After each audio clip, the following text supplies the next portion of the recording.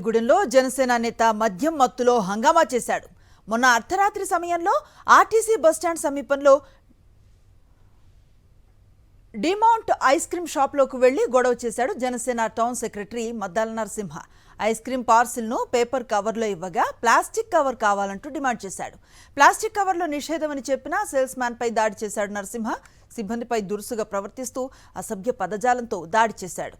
అధికార పార్టీ నాయకుడని అంటూ బెదిరింపులకు దిగాడు. ఘటనంతా సీసీ కెమెరాల్లో స్పష్టంగా రికార్డ్ అయింది. ఈ ఘటనకు సంబంధించిన వీడియోలు సోషల్ మీడియాలో వైరల్ అవుతున్నాయి. దాడి చేసిన నేతపై కఠిన చర్యలను తీసుకోవాలని హోటల్ సిబ్బంది డిమాండ్ చేస్తున్నారు. కంప్లీట్ డీటెయిల్స్ అందిస్తారు మా కరెస్పాండెంట్ రాజు చెప్పండి.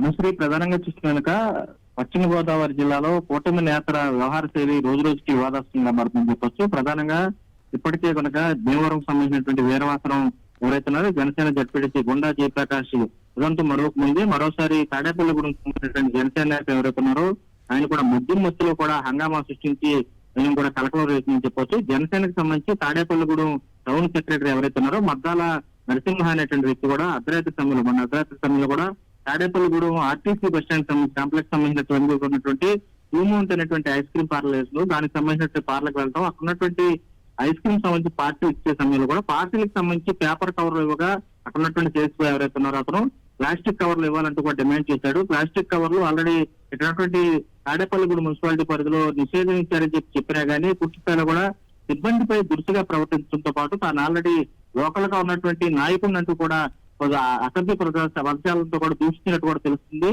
చూస్తే కనుక అక్కడ ఉన్నటువంటి జరిగినటువంటి మొత్తం కూడా ఈ యుద్ధంతో కూడా పూర్తిగా అక్కడ ఉన్నటువంటి సీసీ కెమెరాలు ప్రతి ఘటన మొత్తం కూడా స్పష్టంగా రికార్డ్ అయినట్టు చూస్తుంది.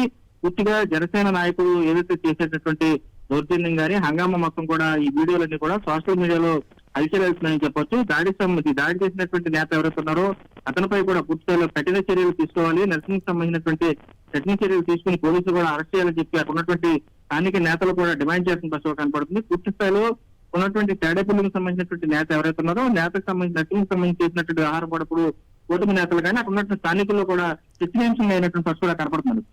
Right, thank you Raju.